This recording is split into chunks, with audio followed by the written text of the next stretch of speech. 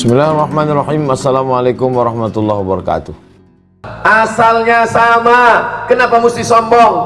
La yadkhulul jannah, tidak masuk surga. Man kana fi qalbihi, siapa yang dalam hatinya mithqal habatin min khardalin min kibrit, ada sombong sebesar biji sawi. Ustaz Somad itu ngomongnya enak sekali, tegak sama tinggi, duduk sama rendah. Dia ngomong begitu, tegak sama tinggi, duduk sama rendah. Kami yang di bawah, kami yang di atas rumput, kami yang nggak dapat tenda. Dia tegak di atas, karpetnya 2 lapis. Sementara selesai acara semua akan turun ke bawah. Kalau nggak percaya, lihatlah, habis acara ini turun ke bawah, dan yang bawah akan bisa naik ke atas, yang di atas akan turun ke bawah. Begitu juga dengan kita di atas dunia. Hari ini kita berjalan di atas tanah, sampai masanya nanti yang di atas tanah akan turun ke dalam tanah, yang di dalam tanah akan naik ke atas tanah. Apa itu? Cacing. Siapa yang suka menyiksa cacing, maka cacing akan melihat jenazahnya. Apa kata cacing yang lain? Hai bro, brownies sudah siap. Kita semua akan mati menghadap Allah Subhanahu wa taala. Tapi jangan gara-gara ceramah ini semua bapak ibu kehilangan semangat. Besok nggak ada lagi yang nanam sawit, nggak ada yang nanam kelapa, nggak ada yang nanam padi, nggak ada yang ngurus tambang. Pas ditanya, gimana bro usaha bisnis kita? Kita semua akan mati dimakan cacing tanah. Ustaz Somad cerita ini supaya kita jangan angkuh dan jangan sombong. Sombong karena harta, binasa. Sombong karena kuasa, sirna. Sombong karena suami, dilarikan pelakor. Mudah-mudahan suaminya sehat walafiat semuanya bu ya. Lihatlah bunyi amin mereka, ungkapan suara hati yang penuh dengan kekhawatiran. Begitulah dalamnya cinta ibu-ibu. Betul? Ngaku mereka Pak. Yang ketawa santri. Kalian urus saja dulu pelajaran sanawiyah, ilmu hafalan Quran. Kita doakan anak kita menjadi anak yang soleh dan solihah insyaallah. Jadi syarat pertama kalau mau silaturahim, sadar diri, tahu diuntung, asal dari mana, datang dari mana. Kita di dunia ini tidak membawa apa-apa. Boleh saya bertanya bu? Jangan tersinggung ya. Siapa yang lahir ke dunia bawa gelang sama cincin? Gak ada. Ada bapak yang lahir bawa kartu ATM? Jangankan ATM, jangankan mobil, jangankan STNK BPKB, jangankan jabatan, jangankan emas, perak dan berlian, nama kita pun dikasih orang lain. Ada yang waktu lahir sudah punya nama? Nggak ada. Nama saya dikasih kakek saya. Siapa nama yang cocok, yang selalu dibaca? Qul huwallahu ahad, Allahus somad. Nama yang paling bagus adalah nama yang dinisbatkan kepada Nabi Muhammad SAW, kepada sahabat Nabi. Siapa contohnya? Ahmad Ali. Kenal dengan Bang Ahmad Ali? Sahabat saya. Kalau tuan sholat Jumat, jangan lupa bawa kain. Kalau sudah ada sahabat Ustaz Somad, jangan lagi pilih yang lain. Masya Allah, jawabannya so sweet. Bapak Ibu yang dimuliakan Allah Subhanahu wa taala, what is in a name? Apalah arti sebuah nama? Ini ungkapan dari orang Inggris namanya Shakespeare. Shakespeare mengatakan, apalah arti sebuah nama? Dalam Islam nama adalah doa. Dikasih nama yang baik-baik supaya apa? Supaya nama baik itu dipanggil dengan doa-doa. Ada sahabat Nabi namanya Husain. Husain artinya tembok. Bapak Ibu bayangkan kalau punya istri, lalu kemudian mendatang hadir acara, yang kami hormati ibu tembok, anaknya lagi pas mau akad nikah, aku nikahkan engkau dengan bapak bin tembok.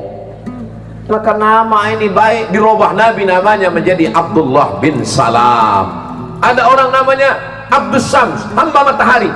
Nggak boleh menjadikan diri hamba makhluk, hamba matahari, matahari makhluk Allah. Dirubah Nabi namanya menjadi Abdurrahman bin Sahar Ad-Dusi. Nama yang paling bagus adalah nama yang menghambakan diri kepada Allah. Hamba, rendah, hina, tidak punya apa-apa. Hamba sahaya. Tapi ketika hamba disandingkan dengan Allah, Abdullah, Abdurrahman, Abdurrahim, Abdus Somad. Saudara yang dimuliakan Allah Subhanahu wa taala, maka nama ini baik-baik semua. Insya Allah nama bapak, nama ibu semuanya baik-baik insya Allah. Amin. Ini sekarang banyak orang nama, saya pun bingung kasih nama. Nama kamu siapa? Camry Pak Ustaz. Loh, ini merek sedan ini. Bapakmu pengen punya mobil? Bukan Pak Ustaz, saya lahir 17 Agustus. Apa hubungan Camry dengan 17 Agustus? Camry ini maksudnya kemerdekaan Republik Indonesia. Bagus, mantap, cinta NKRI, takbir. Saudara yang dimuliakan Allah Subhanahu wa taala, nama kita pun dikasih orang lain. Apa yang kita sombongkan, apa yang kita banggakan? Akhrajakum min butuni ummahatikum, kamu keluar dari perut ibumu, la ta'lamuna syai'an, kamu tidak tahu apa-apa. Bahasa nggak tahu, bahasa Indonesia, bahasa Melayu, bahasa Inggris, bahasa saudara saya dari Morowali nggak tahu apa-apa, bahasanya cuma satu, mau makan, mau minum, itu banyak yang masih pakai bahasa Saudaraku yang dimuliakan Allah Subhanahu wa taala, kalau kita sadar diri, insya Allah kita bisa bersilaturahim. Makanya apapun undangannya datang. Besok datang ya ke rumah saya, acara apa? Acara akikah anak saya. Saya nggak bisa datang. Kenapa? Saya nggak bisa makan kambing, nanti darah tinggi saya naik. Yang nggak bisa makan kambing makan ayam. Saya nggak bisa makan ayam, kulit saya gatal-gatal. Makan telur ayam juga alergi, mati aja. Datang itu bukan cuma tujuannya untuk makan, datang itu untuk melihat anak bayi yang baru lahir, panjangnya sejengkal, telapak kakinya 2 jari. Begitulah engkau begitu berdiri. Tradisi di kampung saya baca barzanji, setelah baca barzanji semuanya berdiri sholawat, bayi dibawa keluar dari kamar, sallallahu ala Muhammad sallallahu alaihi wasallam. Keluar bayi dibawa. Untuk apa bayi dibuka? Dibuka penutupnya, diperlihatkan kakinya lebarnya 2 jari, panjangnya sejengkal, bahwa kau lahir ke dunia bukan apa-apa dan bukan siapa-siapa. Sekarang kau jadi orang kaya, sekarang jadi orang terkenal, sekarang jadi ulama, sekarang jadi penjahat, sekarang menjadi orang yang dititipkan jabatan. Maka ini semua asal muasal dasar kita adalah sama. Doakan supaya Ustaz Abdul Somad ini tidak punya sifat angkuh sombong, supaya kita bisa bersilaturahim insyaallah. Amin.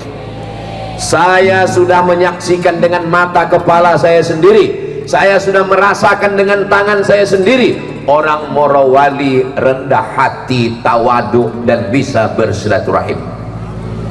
Ustaz tahu dari mana? Tadi waktu turun dari airport semuanya mau memeluk saya.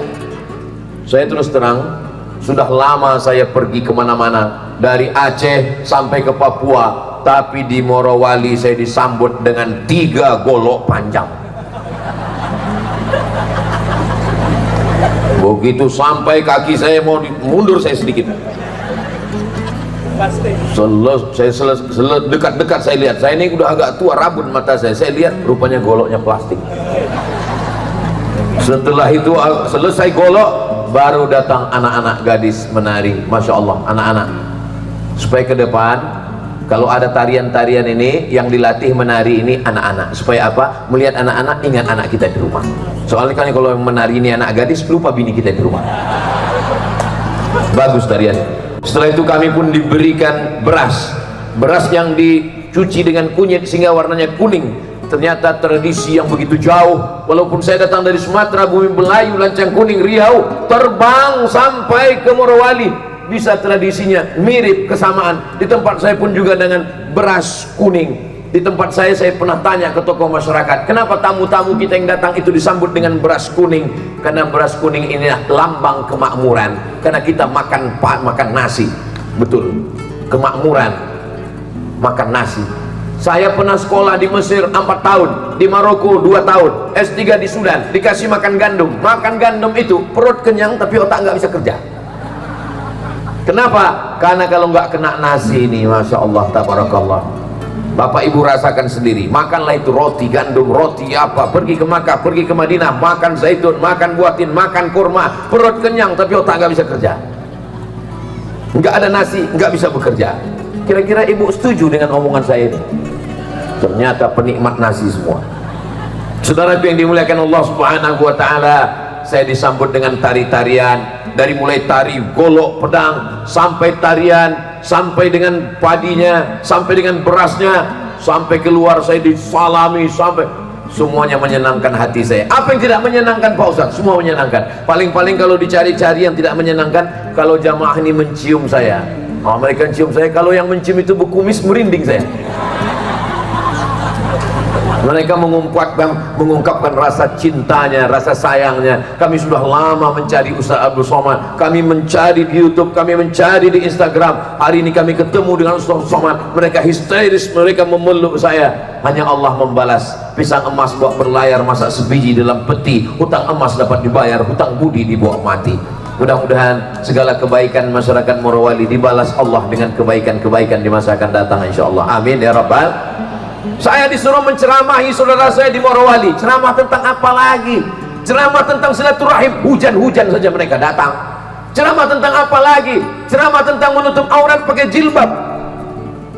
Sedangkan sound systemnya aja pakai jilbab. Kalau tuan pergi ke Mekah jangan lupa beli kebab. Sudah lama saya tausiah di Morowali sound system pakai jilbab. Saudara yang dimuliakan Allah Subhanahu wa taala. Ceramah tentang apa lagi untuk masyarakat Morowali? Maka kedatangan saya ini menyambung tadi silaturahim. Dulu beberapa tahun yang lalu Bang Ahmad Ali mengundang saya dalam acara haul almarhumah ibunda beliau. 10 jari ku angkat, 11 dengan kepala memohon maaf. Saya tidak bisa datang Bang Ahmad Ali karena jadwal saya 4 hari dalam setahun. Saya ke Sulawesi Tengah ini cuma 4 hari dalam setahun. Hari Jumat, hari Sabtu, hari Ahad, hari Senin. Cuma 3 malam dalam setahun. Malam Jumat, malam Sabtu, malam Ahad, malam Senin. Nggak boleh lebih. Kalau lebih nanti dikhawatirkan sudah buka cabang di Sulawesi Tengah.